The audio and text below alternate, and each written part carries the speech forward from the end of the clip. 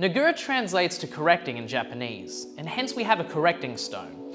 A Nagura stone is effectively a small water stone used to condition medium to fine grit water stones during use.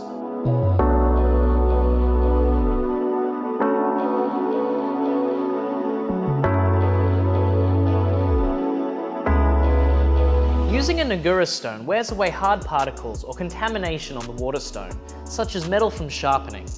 It will also help remove high spots in the process. However, it is primarily used to create a slurry of cutting sediment, particularly in finer grit stones, that improves the performance in sharpening and achieves a highly polished edge. A very light rubbing is enough, as the honing paste should not be too thick.